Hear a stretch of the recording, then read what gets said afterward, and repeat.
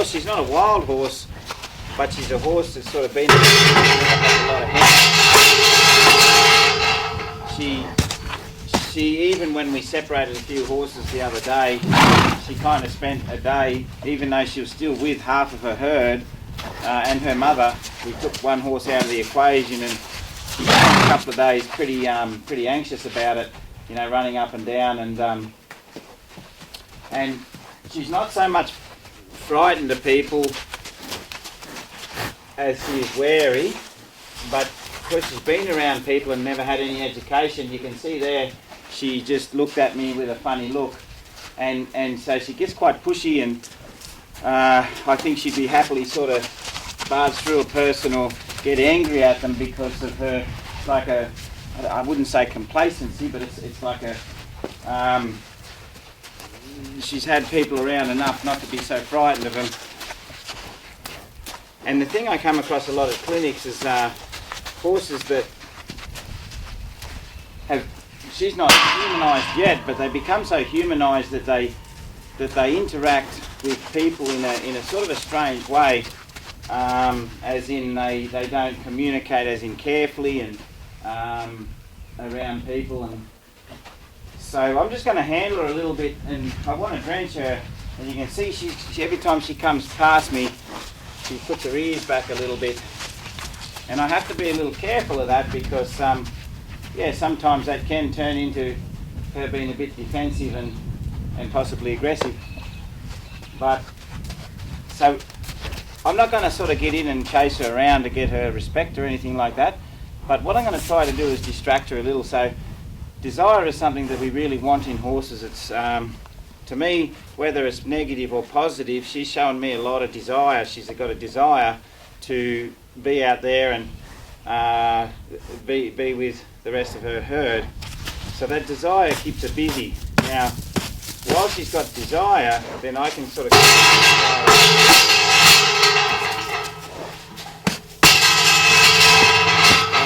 going to start stepping in here, and I'm going to start to a little. Now, I kind of used that flag pretty well as quick as lightning. She didn't know where it came from, but it distracted her from that. And I'm going to distract her again. Now, I've got her attention there a little, and I'm just standing over here, like I say to people, like a calm tree. Now, I've got to be careful that I don't make her climb the yard, so that's why I'm not overstimulating and running her around and chasing her with the flag or using the flag in a way that kind of hangs around and she can see it a lot. But it's the shock of that noise that kind of gets her thoughts around a little, and hopefully when she looks at me, she just sees me nice and calm standing here and goes, oh, you're pretty calm. So every time I see her thoughts get too far away, I'm just going to distract her like that. But I did it, you know, I'd say the amount of flag I used was atomic, like, because I banged it pretty hard, but it wasn't like atomic. It was just like a lightning bolt, gone, done and dusted. And all she's got to look at when she turns around is a calm person that's standing here strong. Now, when I say strong, I'm not kind of, you know, I'm standing here believing in my spot. I'm standing here believing that I think if she was running at me as fast as she could, that I'm brave enough to stand still and withstand that. Maybe I'll have to move because you don't want to be stupid, but it's almost that belief that I'm going to stand here and I'm strong and I'm calm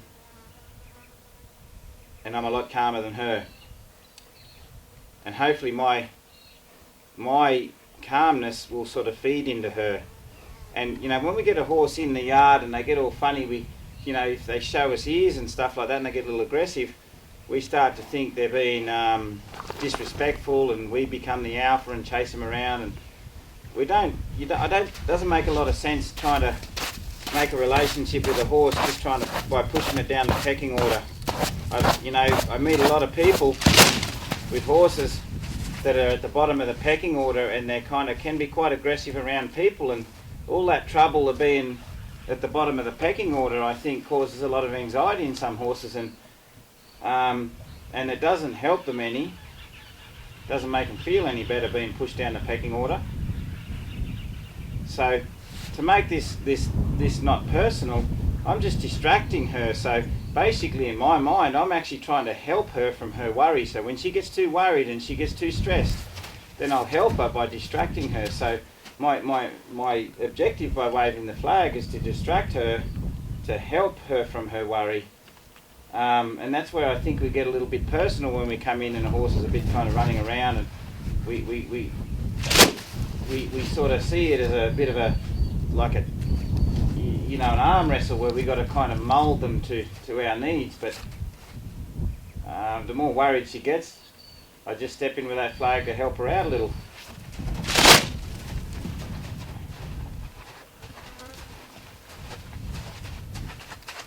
Now, I'm not saying everybody just flop a flag like that with every horse. If you did that first pop and that horse started to really get anxious, then maybe you've got to, you know, have a different game plan. But that's why I say, like, if you underdo the flag, you might overdo their stress, because fiddling around with it like this might just really bother her. It's so quick she can't see the flag flying around and get over anxious with it. And sometimes when she's searching a little softer, like when she's just searching around and just sort of a little lost, I'll just let her search and find me.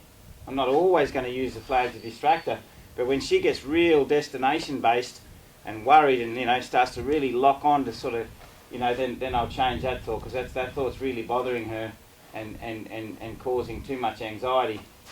Now when she's searching around looking a little softer like that, I'm just waiting on her. I'm not going to sort of pop the flag every little distraction. It's only when it really looks like it, you know, she needs a little help. And I haven't even rubbed her on her or anything like that. I haven't even said, hey, let's be friends. I want her to come up like she would a horse. So horses that have spent a little bit of time,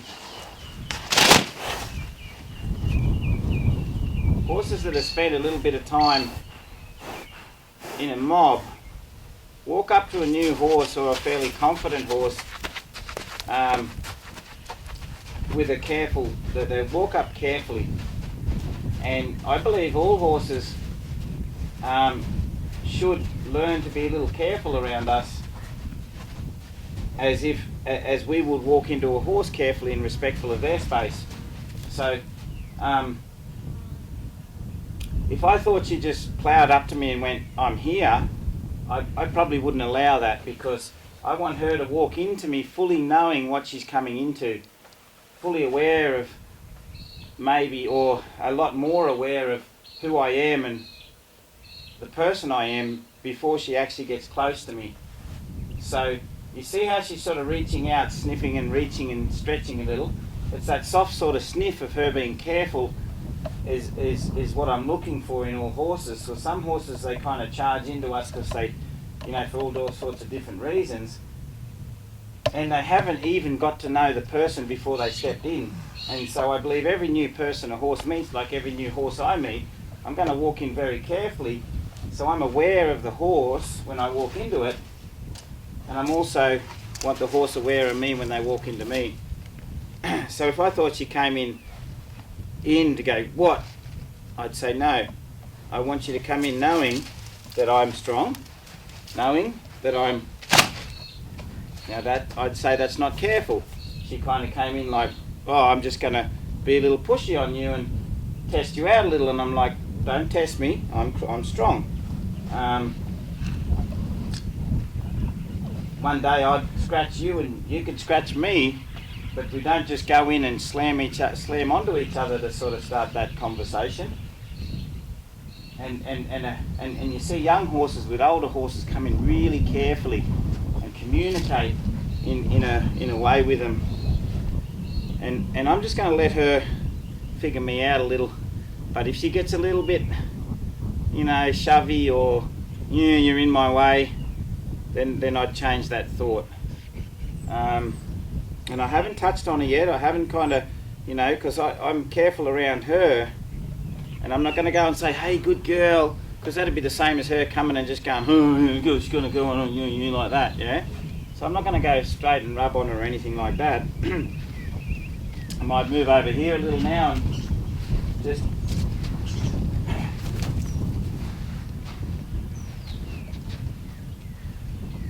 So like you've heard me talk about, you know, gaining a horse's focus or distraction. So I use distraction there to help her. Okay. Now right about there, I made her think about my spot a little stronger then, because she kind of sniffed on me and walked through as if she could kind of move me out of the way and go over there. And I've got to teach her right now that that's not acceptable around me. And I didn't get big and angry like a horse and bite her, and I just shook that flag enough to make her go, oh, I'm a bit more aware of your spot again. Because I think she kind of put her thoughts over there a little bit, became unaware of my spot and just kind of barged through. So I strengthened the awareness of my spot, not the alphaness or bulliness of me, I suppose. Now I'm still standing here. When she came back around, she goes, oh, he's still standing there and he's still quite calm. He's not angry with me, he's not chasing me around, he's not annoying me. Maybe I just got to be a little bit more aware of him next time.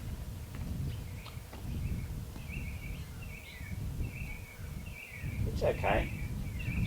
I know it's a little bit different, you're used to your herd and you want to be out there, but it's okay to have company with me.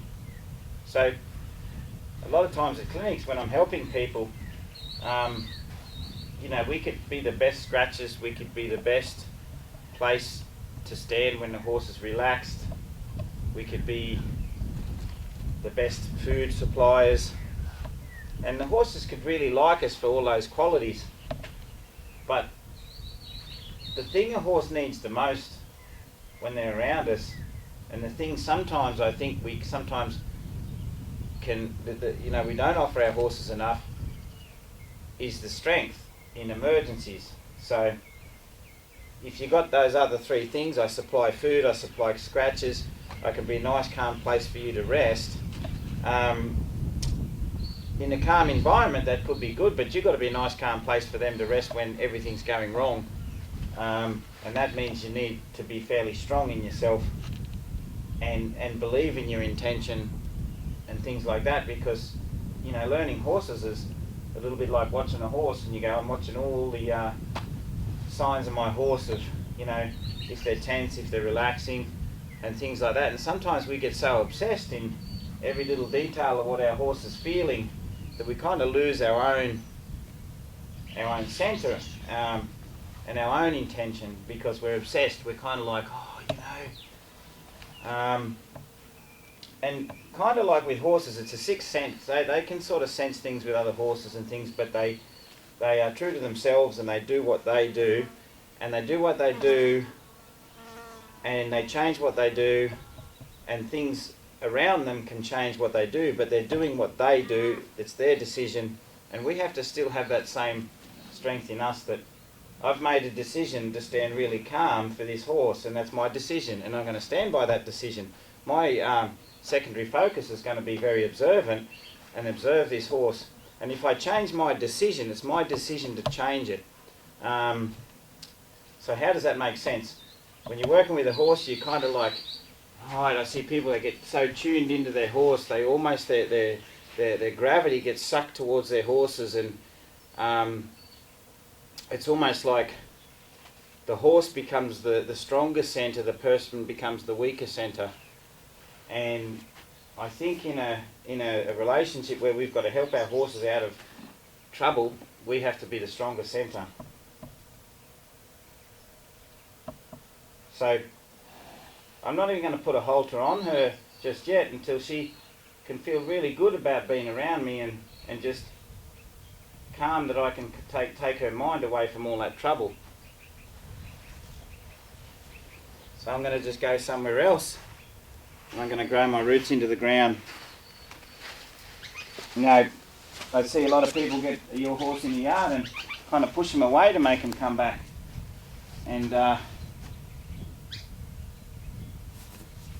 To me, that's like playing good cop, bad cop. You sort of say, oh, I'm a bad guy now, and then I'll be a good guy, and then I'll be a bad guy. But, as I said earlier, I'm only popping that flag to distract her from the worry that she was in, and let her come back to a place that's going to seem a lot calmer. The longer you stand and sort of show her that this is a good place, the more she'll recognise it. Now she might come in, I know this is interesting how she's going to come in. Is she going to come in careful and soft and try and communicate with me? Or is she just going to come in stressed and push on me, or a little bit unobservant and push on me? So I want her to come in carefully and talk to me, and I might talk back to her a little bit when she's nice and careful with me. And this is what horses learn, young horses learn in a herd. They learn to be careful when they approach other horses. And sometimes in a human environment they lose that, and they lose that sense of how do you explain it? They become less observant, especially because they've been taught to be less observant, and we haven't respected their space, and they stopped respecting our space. And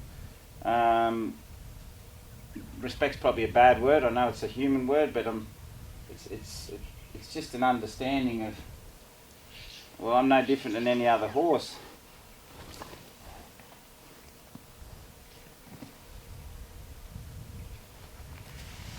Now, so petting horses, while I'm talking about this, I could talk about petting horses. When you rub on horses and make them feel good, I'm not saying don't do it. I think if you can get a horse to, if you can find a place on a horse that it likes to be petted, if it likes being petted to reward it. It doesn't matter.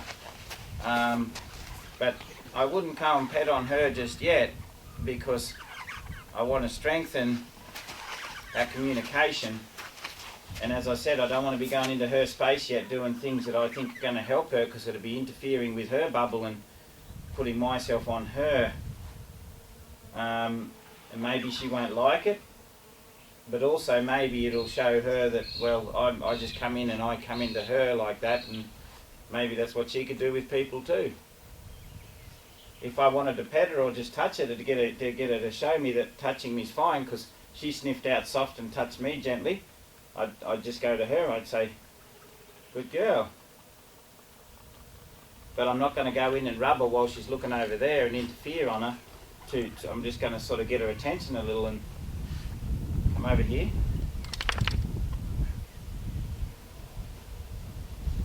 You see, when I'm starting to do stuff and try and talk to her, you see a little, you know, it's not like she's super interested. So if she's not super interested, I'm not going to overdo it. Obviously I have to catch her and drench her, but you know, if I had a few days with her and I wanted to teach her to be a little bit softer around people, and then I'd do a little bit of this so she could just become a little softer.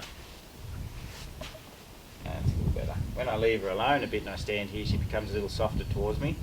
When I go to pat her a little, she gets a little nervous, and she's been patted and she's had a holder on her. I know not much, but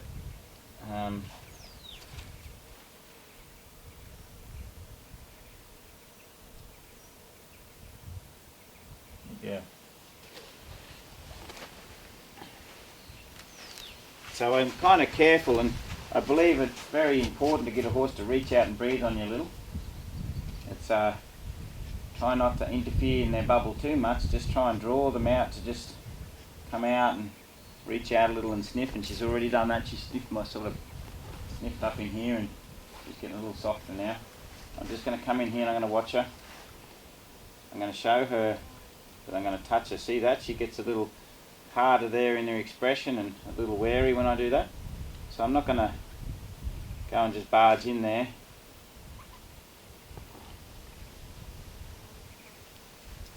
I might draw her a little bit like that, get her thoughts a little by stepping back, and good girl.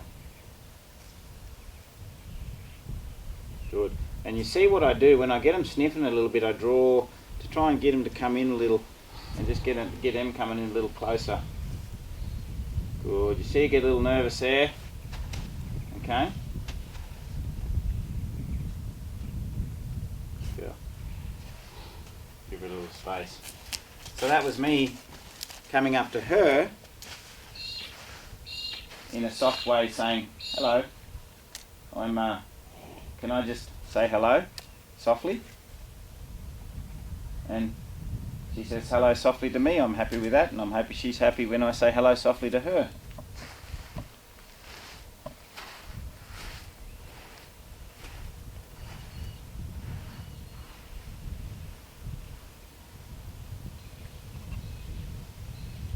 Sometimes we don't spend enough time. I wish all the horses that I had years ago I could have spent a little bit more time. I tried my hardest to spend as much time as I could with that bit of communication where we just work on some just basic communication.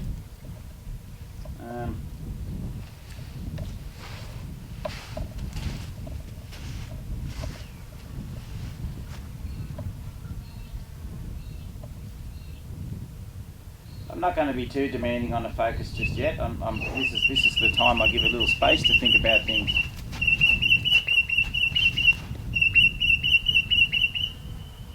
She just likes a bit of company. All horses do. They like company.